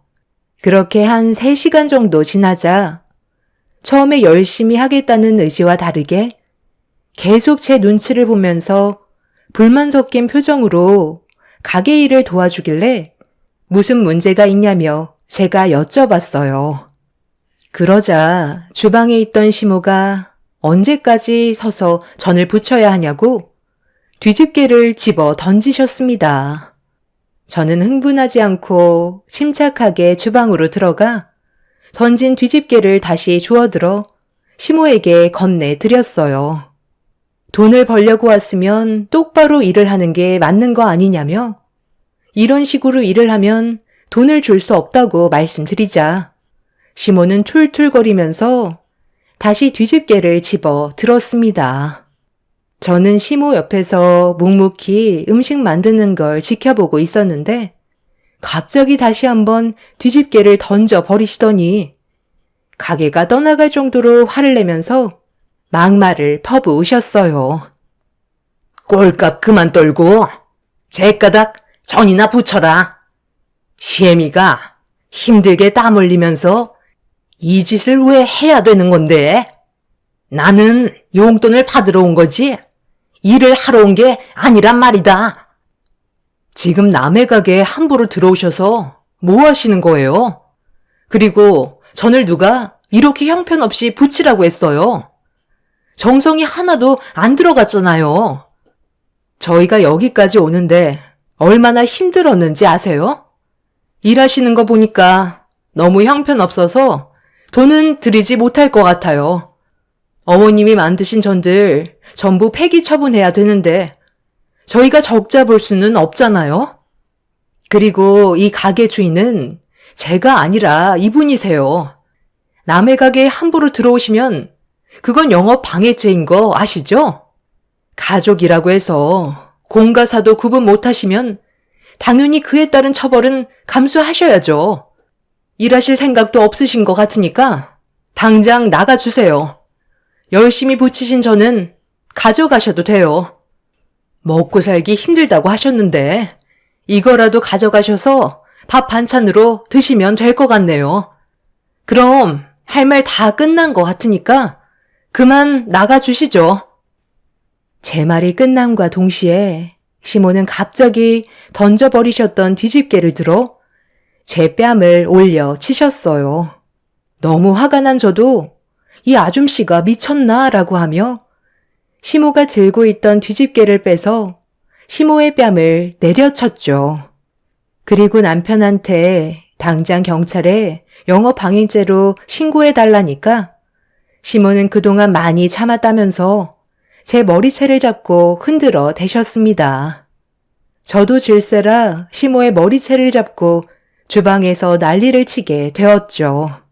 남자들이 저와 시모를 겨우 뜯어 말렸고 형님은 흥분해 있는 시모를 진정시키고 있었는데 시모가 분이 안 풀리셨는지 오늘 날 잡았다면서 싱크대에 있던 손잡이 달린 바가지를 들어 펄펄 끓는 튀긴 기름을 한가득 퍼올렸어요. 남편은 크게 다칠지도 모른다면서 내려놓으라고 했지만 시모는 이미 이성을 잃어버렸죠.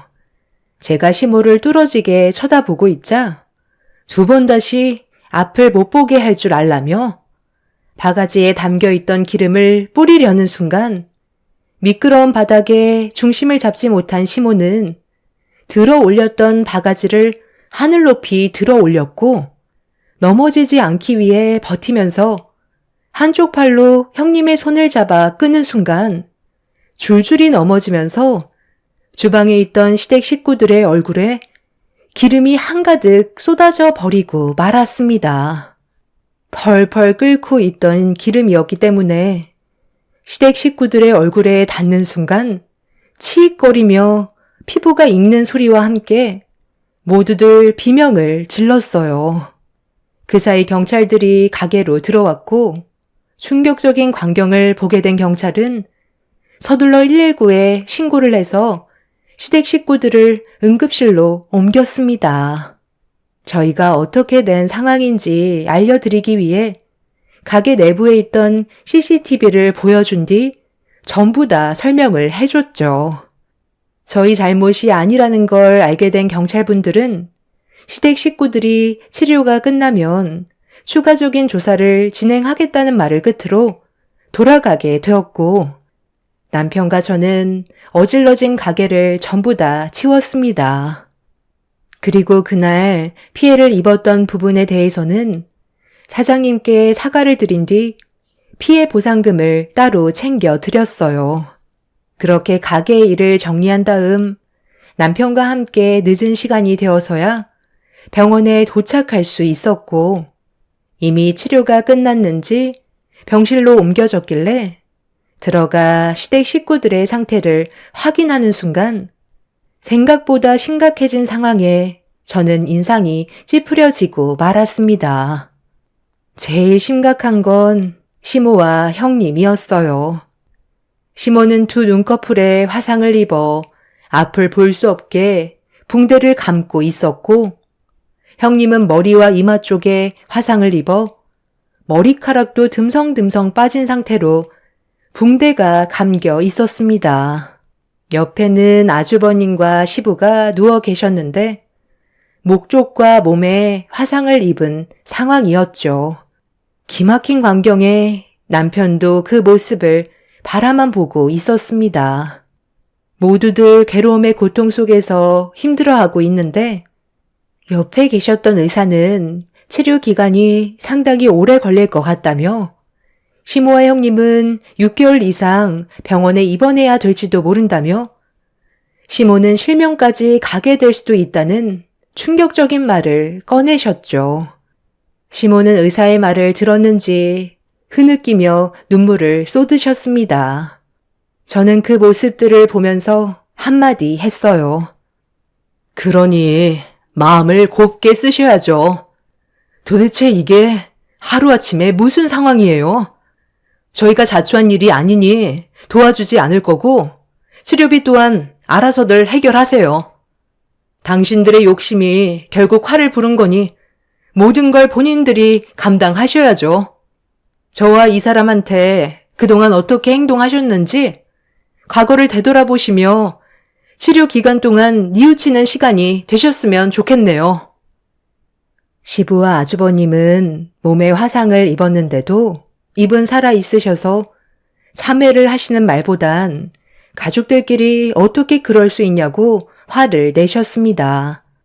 그날 이후 저희는 시댁 식구들에게 조금도 금전적인 지원을 해주지 않고 있어요.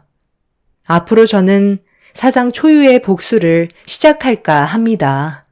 시간이 지날수록 시모와 형님은 더욱더 힘들어질 테고 시부와 아주버님 또한 경제적인 능력이 부족하기 때문에 저희 도움이 절실하게 필요하겠죠. 하지만 저는 과거에 받았던 아픈 기억들 때문에 일절 도움을 주지 않으려고요.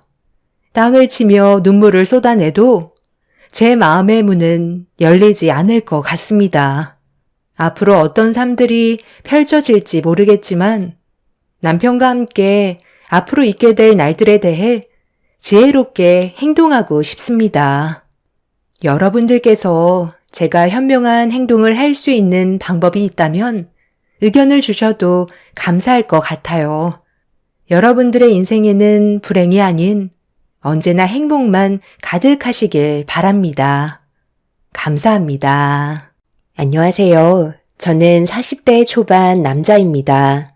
현재의 상황을 어떻게 받아들여야 할지 몰라 사연을 신청하게 되었습니다.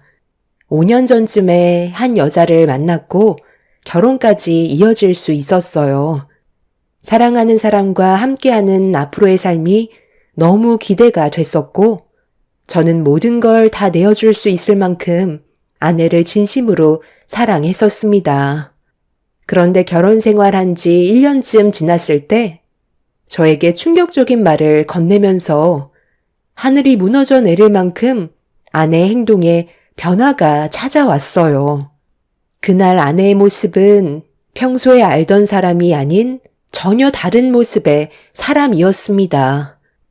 그리고 저와의 인연을 그만 정리하고 싶다는 말까지 꺼내었었죠. 갑자기 분위기가 바뀐 아내의 행동과 말투는 제가 알던 사람이 아니었고 무엇 때문에 이혼을 하려는 건지 물어보게 되었죠. 그리고 저는 상상조차 하지 못했던 말을 듣고 말았어요. 아내가 제가 아닌 다른 남자의 아이를 임신했다는 말이었어요. 분명 전날까지만 해도 저에게 사랑한다는 말을 했던 아내가 다음날 돌변에서는 저에게 이혼하자는 말을 꺼낸 것도 모자라 다른 남자의 아이까지 가졌다는 말에 엄청난 혼란이 찾아왔었죠. 제가 아내에게 혹시 실수를 했을지도 모른다는 생각에 최대한 좋게 상황을 풀어가면서 아내의 말이 진실이 아닌 거짓이라고 믿고 싶었습니다. 하지만 대화를 하면서 제가 받는 상처는 점점 커지고 말았습니다. 우리 결혼 생활한 지 이제 1년이야. 이게 말이 된다고 생각해? 당신 원래 이런 사람이었어? 어떻게 뱃속에 내 아이가 아닌 다른 남자아이가 있다는 거야? 어제까지만 해도 나한테 사랑한다고 했던 사람이 갑자기 왜 변한 건데? 언제부터 나를 속이고 있었던 거야? 당신이랑 나와의 관계는 아무것도 아니었다는 거야? 좋았던 적도 있었지. 하지만 내 마음을 변화시킨 다른 남자가 있었어. 그 사람은 당신보다 능력도 좋고 훨씬 더 많은 것들을 가지고 있다고. 그래서 당신이랑 결혼 생활하는 동안 몇 번 만나봤었는데 내 인생에 변화를 줄 수 있는 사람은 당신이 아닌 그 사람이라는 걸 알 수 있었어. 그래서 좀 더 진지한 만남을 이어나갔었고 그러다 보니 뱃속에 그 사람의 아이까지 생기게 된 거야. 당신보다 좋은 조건을 훨씬 더 많이 갖추고 있는 사람이니까 내가 이런 결정을 내린 거겠지. 우리 1년 동안 별거 없었잖아? 잠깐 동안 결혼 생활 경험했다고 생각해. 그럼 이혼하는데도 크게 어려움은 없을 거야. 깔끔하게 정리해 줄 수 있지? 저는 아내에게 예상하지 못했던 말을 듣게 되자 엄청난 충격을 받아 그 자리에 털썩 주저앉고 말았어요. 저보다 능력 좋은 남자가 나타났다고는 하지만 그렇다고 다른 남자의 아이를 가진 것도 모자라 이혼까지 통보한 아내가 너무 원망스러웠었죠. 아무런 준비도 없이 아내에게 배신을 당해서 그런지 저는 제대로 정신을 차릴 수가 없었어요. 제가 그동안 알고 있었던 평소 아내의 모습은 전혀 찾아볼 수 없을 만큼 낯선 사람의 모습으로 변해 있었어요. 그날 아내는 저한테 이혼 통보를 한 뒤 집을 나가 버렸지만 차마 붙잡을 수가 없었죠.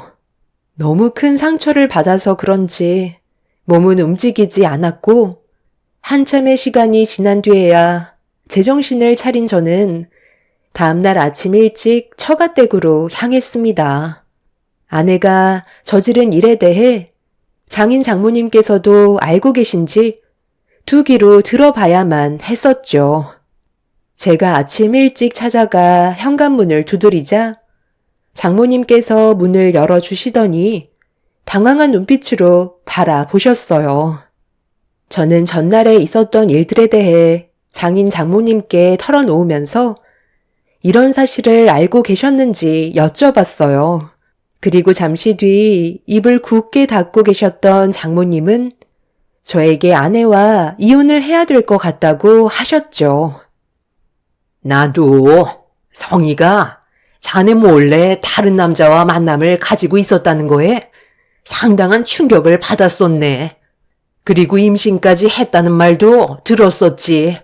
그런 말을 듣게 되니 나도 처음에는 무슨 말을 해야 될지 몰라 머릿속이 혼란스러웠는데 한 가지 확실하게 알 수 있었던 건 자네가 내 딸 성희를 더 이상 진심으로 사랑해주지 못한다는 거야.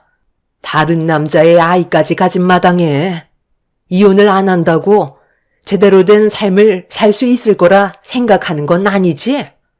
지금이라도 최대한 빠른 시일 내에 각자 갈 길 가는 게 서로가 받을 상처를 최소화할 수 있는 방법인 것 같네.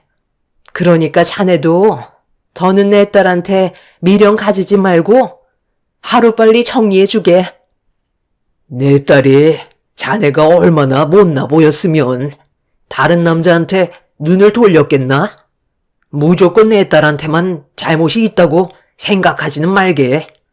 이렇게까지 안 좋은 상황을 만든 건 자네의 능력 부족이라는 거야. 그러니까 원망 같은 거 할 생각에 자네 자신부터 돌아보는 게 좋을 걸세. 내 딸도 자네랑 살다 보니까 알게 된 거지. 주변에는 훨씬 능력 좋고 좋은 사람들이 많다는 걸 알 수 있었던 거야. 자네와 앞으로 함께 사는 인생이 막막했던 거겠지. 그러니까 이런 일을 저지르지 않았겠소? 저도 정말 열심히 살아왔었습니다. 최선을 다했었고 성희를 위해서면 모든 걸 해줄 수 있을 만큼 준비가 되어 있었어요. 저보다 능력 좋은 사람은 당연히 많겠죠. 하지만 저도 집안의 가장으로서 부족함 없이 살게 해주려고 최선을 다해 노력해 왔었습니다. 성희와는 이혼을 하겠지만 저를 놓친 거에 대해 후회하실 겁니다. 후회는 무슨? 자네 능력을 우리가 모르는 것도 아닌데 인생이 그렇게 쉽게 바뀌는 줄 알아? 내 딸은 자네의 그릇으로는 채워줄 수가 없으니 자네 그릇에 맞는 여자를 찾아보길 바라네. 나는 처음부터 자네가 별로 마음에 들지 않았었어. 평범하기만 한 자네가 내 딸을 채워줄 수 없을 것 같다고 확신하고 있었거든. 장인 장모는 저보다 먼저 아내에게 다른 남자가 생겼다는 걸 알고 있었어요. 이미 제가 올 걸 알고 있었는지 거침없이 뱉어대시는 막말에 저는 또 한 번 상처를 받았습니다. 미안하다는 말 한마디 정도는 들을 수 있을 줄 알았지만 그건 제 착각이었고 오히려 상처되는 말만 듣고 말았어요. 이런 상황 속에 제가 아내에게 미련을 두는 건 더 큰 상처를 만드는 일이 될 거라는 걸 알기 때문에 그날 확실히 마음을 다시 잡을 수 있었습니다. 그렇게 처갓집에서 나온 저는 아내와의 이혼을 준비하기 위해 서류를 작성한 뒤 집으로 돌아와 한참 동안 아내를 기다렸습니다. 그날 저녁 아내는 어느 정도 예상을 하고 있었는지 현관문을 열고 들어오면서 저에게 이혼 서류는 준비가 되었냐며 서류를 찾았어요. 테이블에 올려져 있던 서류를 손으로 가리키자 조금의 고민도 하지 않고 이혼 서류를 꺼내 작성을 하기 시작했어요. 그 모습을 보고 있는데 아내와 함께했던 추억들이 떠오르면서 더 이상 함께할 수 없다는 거에 눈시울이 붉어졌습니다. 다 작성했으니까 내일 법원에서 보는 걸로 하자고. 나는 약속이 있어서 빨리 나가봐야 하거든. 뭐야? 당신 지금 나랑 이혼한다고 눈물 흘리는 거야? 나랑 함께한 시간이 얼마나 된다고 눈물까지 흘려. 좋았던 추억들은 가슴에 묻고 지나간 버스에는 미련을 버려. 당신이랑 나는 어차피 이어질 수 없는 사이였던 거야. 이 집에 있는 물건들은 당신이 알아서 정리해. 어차피 나한테는 더 이상 필요 없는 물건들이거든. 나는 오늘 이 시간 이후로 당신이랑 함께했던 기억들을 전부 다 지워버릴 거야. 미련 없이 떠나는 게 서로 좋은 거잖아. 그러니까 당신도 찌질하게 눈물 따위 흘리지 말고 하루라도 빨리 좋은 사람 만나서 결혼하길 바랄게. 세상에 여자는 많아. 분명 좋은 사람 생길 거야.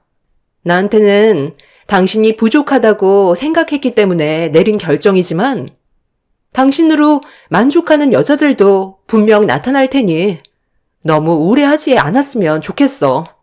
원래 인생은 다 그런 거야. 평탄한 삶만 살면 재미없잖아? 롤러코스터처럼 굴곡이 많아야 살맛 나는 인생 아니겠어? 그동안 나한테 잘해줘서 고마워. 즐거웠고 앞으로 당신도 행복해졌으면 좋겠어. 마지막이니까 서로 좋게 헤어져야지. 그럼 건강히 잘 지내.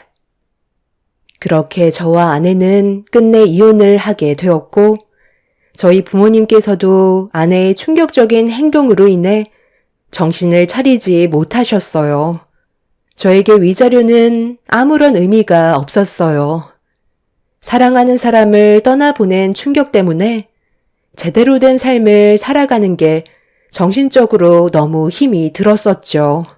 아내와 함께했던 모든 추억들이 집안에 고스란히 남아 있었기 때문에 이혼을 했다는 게 실감이 나지 않았었어요.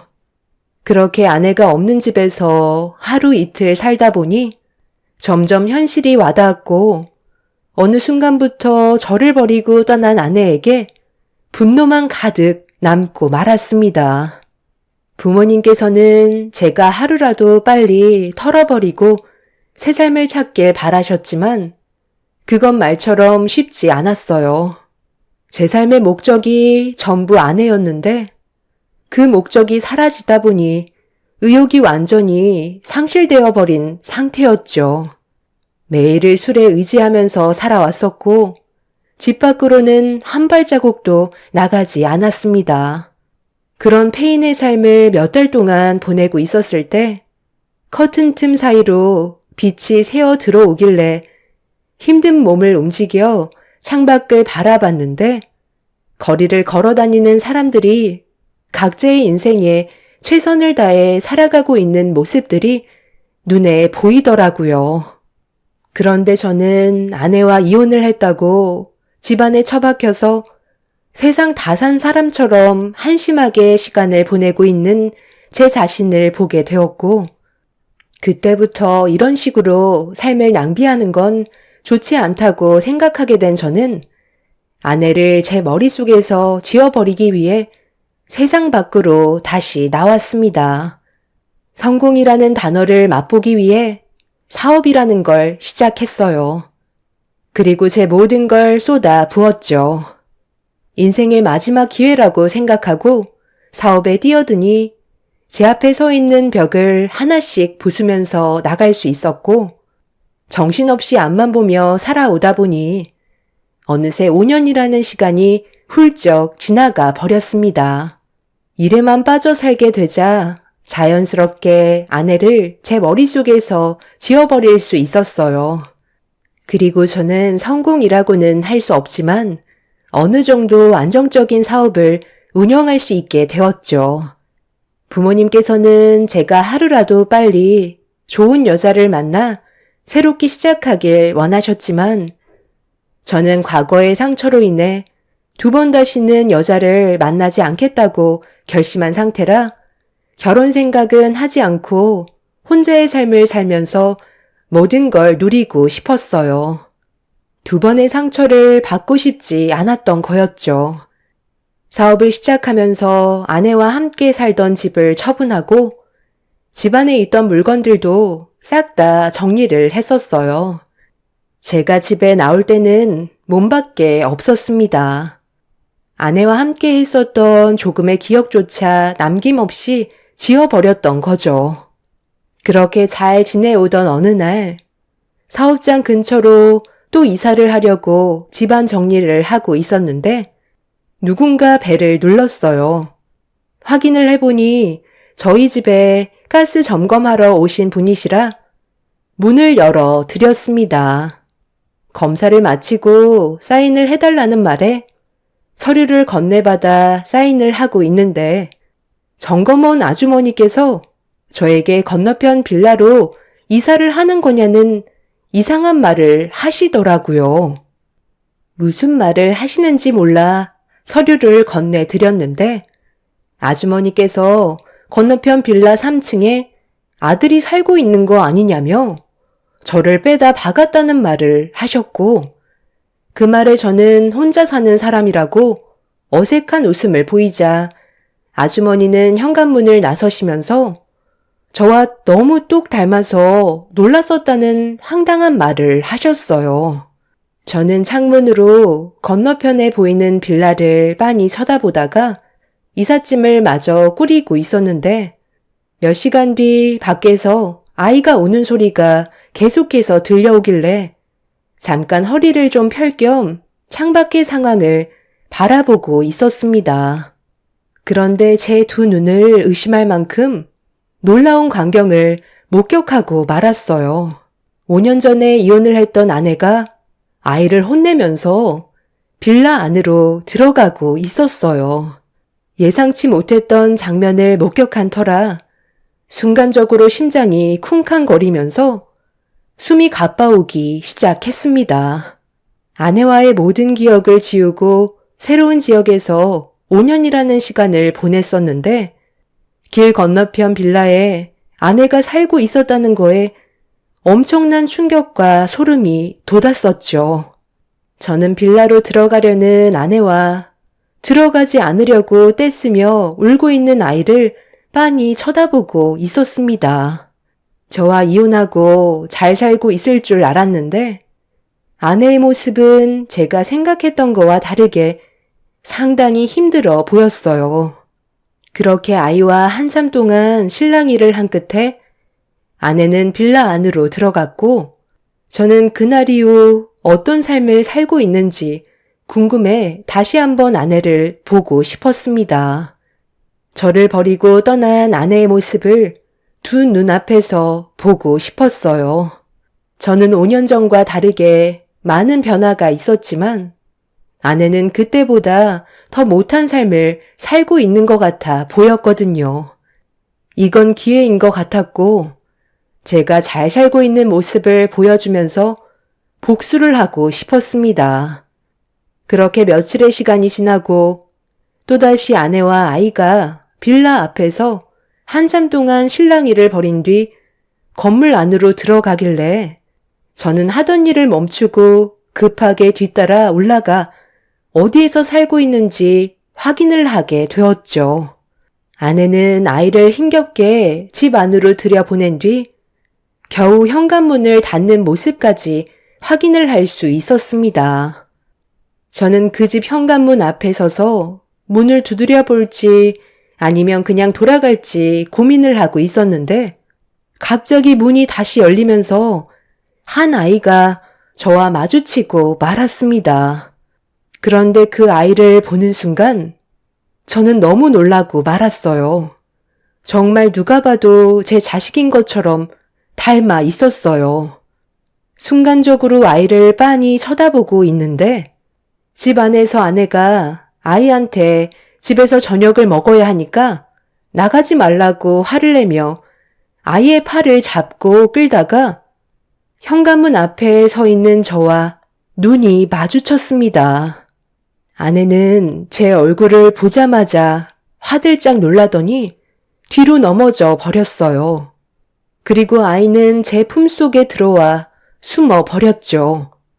아내는 못 볼 사람이라도 본 것처럼 동공이 흔들리고 있었어요. 그렇게 아무 말 없이 아내를 빤히 쳐다보다가 집안을 봤는데 저를 버리고 떠난 아내가 어떻게 살고 있을지 머릿속으로 상상했던 그림과는 전혀 다른 모습으로 살아가고 있는 걸 볼 수 있었고 아내는 어쩔 줄 몰라 하면서 집안의 물건들을 급하게 치우기 시작했어요. 아내는 아이가 저녁을 먹어야 됐는데 말을 듣지 않아 너무 힘들다고 아이 좀 들여보내주면 안 되겠냐며 부탁을 하길래 아이를 안고 집 안으로 들여보냈습니다. 그러자 아내는 급하게 현관문을 닫아 버렸어요. 내가 어떻게 살고 있는지 궁금해서 온 거야? 보다시피 당신이 생각했던 거와 다른 삶을 살고 있어. 당신을 버리고 선택한 내 인생이 이런 꼴이라서 속이 시원하니?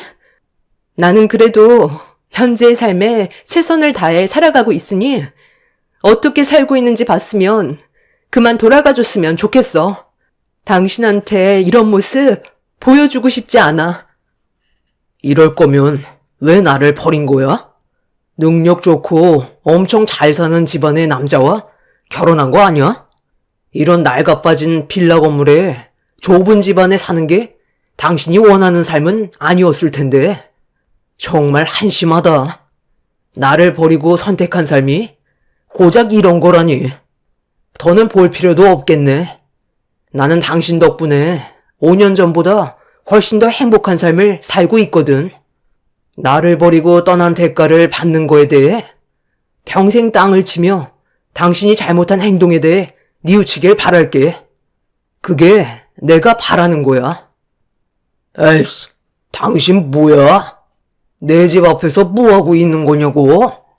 저리 안 비켜? 뭐야? 당신은 왜 울고 있는 건데? 둘이 뭐라도 되는 사이야? 너 내가 바람 피우지 말라고 그랬지? 현관문을 앞에 두고 전 아내와 대화를 주고받고 있었는데 갑자기 나타난 한 남자가 저를 밀치더니 현관문을 열었어요. 전 아내의 남편인 것 같아 보였습니다. 술에 잔뜩 취해서는 눈에 초점도 없는 걸 봤을 때 매일 술에 빠져 사는 사람 같아 보였죠. 현관문 앞에서 눈물을 흘리고 있는 아내와 마주치게 되었고 현재 남편이라는 사람은 눈물 흘리고 있는 아내를 보더니 저와 바람 피우는 사이냐고 갑자기 분노를 하면서 화를 내고 있었습니다. 그 사람은 아니라고 말을 더듬으면서 뒷걸음질 치고 있었는데 그 순간 남편이라는 사람은 전 아내의 뺨에 손을 몇 차례 올리더니 방 안으로 데리고 들어갔어요. 밥을 먹고 있던 아이는 많이 놀랐는지 눈물을 흘리면서 제 품속으로 들어왔고 그런 아이를 진정시키고 있었는데 방 안에서 물건을 집어 던지고 난리치는 소리에 그냥은 넘어갈 수 없을 것 같아 일단 경찰에 신고를 한 뒤에 제가 방으로 들어가 술에 취한 남자를 거실로 끌고 나왔습니다. 이미 만취 상태로 이성을 잃어버려 저에게도 손을 휘둘렀지만 중심을 제대로 잡지 못해 저는 그 남자를 쉽게 제압할 수가 있었어요. 방 안에서 울고 있는 전 아내는 헝클어진 머리와 얼굴 여기저기 상처가 난 모습으로 만신창이로 쓰러져 있었어요. 정말 한숨밖에 안 나왔습니다. 저를 버리고 떠난 삶이 고작 술에 찌들어 사는 사람과 살고 있다는 게 너무 안타까웠어요. 제가 술 취한 남자를 움직이지 못하게 붙잡고 있자 잠시 뒤 경찰이 찾아왔고 상황을 겨우 정리할 수가 있었죠. 전 아내는 그래도 남편이라고 처벌을 원하지는 않았어요. 무슨 이유 때문인지 모르겠지만 경찰이 그만 돌아가 주길 원하고 있었죠. 난리를 친 남자한테 처벌을 내리고 이혼을 하는 게 좋지 않겠냐고 물어보자 전 아내는 자기 인생이니까 신경 쓰지 말라면서 그만 돌아가 주길 바라고 있었어요. 저는 그런 모습을 보고 너무 큰 실망을 하기도 했지만 제가 참견할 필요는 없다고 생각해 더 이상 아무것도 하지 않았습니다. 그런데 아이가 많이 무서웠었는지 제품에서 바짝 붙어서 떨어지지 않으려 하길래 전 아내는 그런 아이에게 화를 내고 있었어요. 저는 왜 아무 잘못 없는 아이에게 소리를 지르냐고 뭐라고 하고 있는데 아내가 충격적인 말을 꺼냈습니다. 그리고 왜 이런 삶을 살게 된 건지 전부 다 들을 수 있었어요. 그리고 그 사람은 저와 이혼을 한 거에 대해 진심으로 후회하고 있었습니다. 당신이랑 이혼을 하고 나는 정말 잘 살아갈 줄 알았었어.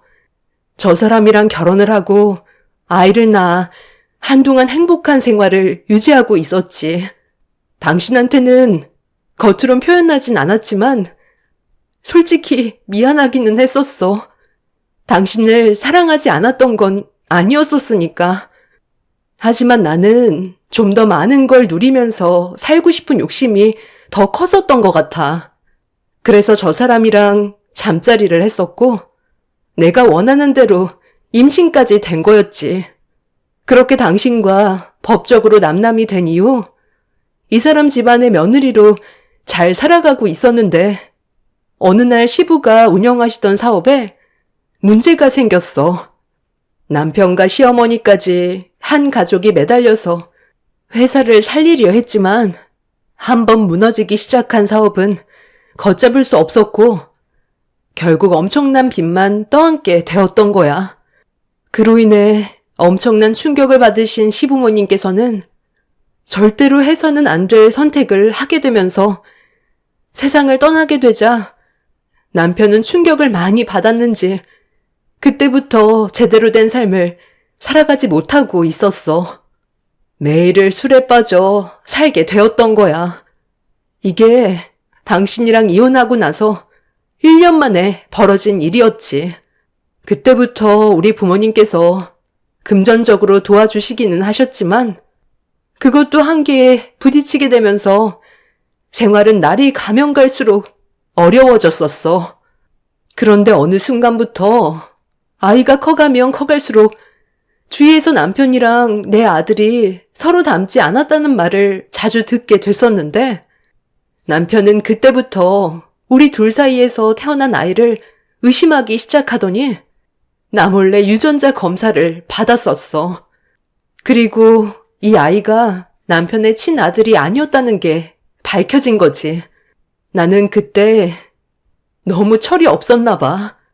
뱃속에 있는 아이가 당신 아이라는 걸 알고는 있었지만 그걸 숨긴 채 저 사람을 붙잡아야 된다고 생각했거든.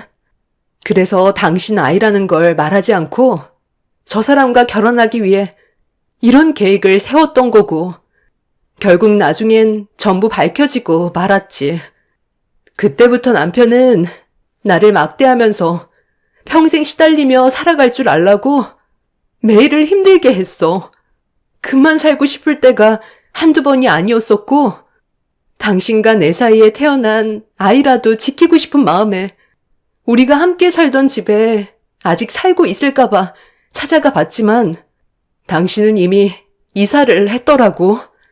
전 시부모님께서도 그 원래 살고 계셨던 그 집이 아니었어. 어쩔 수 없이 내가 저지른 일이기 때문에 모든 걸 다 감수하면서 살아야 된다고 생각했고 저 사람이 나를 막대해도 전부 받아들이면서 힘들게 살아왔어. 그런데 오늘 당신을 이렇게 만나게 된 거야. 상상조차 못했던 상황이라 너무 놀랐었는데 내 모습을 당신한테 보이는 게 창피했고 미안한 감정들이 올라와 눈물을 흘리고 말았던 거야. 이런 말 하는 거 정말 이기적인 거 알지만 우리 둘 사이에 태어난 아이는 아무 잘못이 없잖아. 제대로 된 인생을 살아야 될 거 아니야. 이 집에서 살면 이 아이마저도 불행한 길을 걷지 않겠어? 내 말이 거짓이라고 느껴진다면 유전자 검사를 해봐도 좋아. 나는 이 사람 곁에 있어야 돼. 그게 내 인생이잖아. 하지만 우리 아들 민준이의 인생은 행복해야지. 이제 5살밖에 안 됐는데 하루도 눈물을 안 흘렸던 적이 없었어. 부탁할게. 아내의 말을 듣게 된 저는 엄청난 충격을 받고 말았습니다. 제 품에 안겨있던 아이가 저와 피가 섞인 아이였다는 거에 할 말을 잃어버렸었죠. 이런 심각한 상황 속에 세상 모르고 술에 취해 뻗어서 자고 있는 한심한 남자를 바라보고 있는데 아내는 그런 남자에게 이불을 덮어주고 있었어요.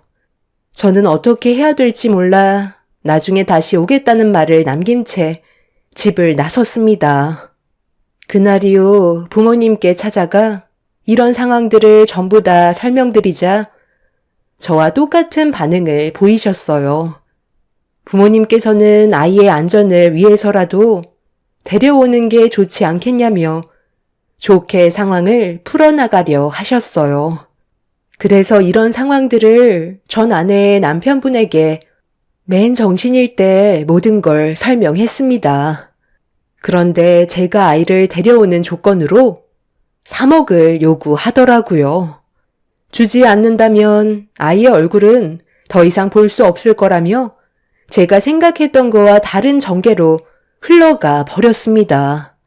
돈이야 충분히 줄 수는 있겠지만 그건 옳은 방법이 아닌 것 같아 현재 법적으로 어떻게 처리를 하면 좋을지 알아보고 있는 중입니다.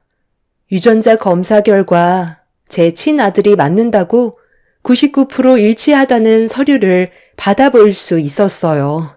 이 서류로 제가 친부라는 사실을 입증할 수 있는 증거가 되기 때문에 상황은 어렵지 않게 풀어나갈 수 있을 듯 하지만 그 남자에게 매일 시달리는 전 아내가 눈에 밟히네요.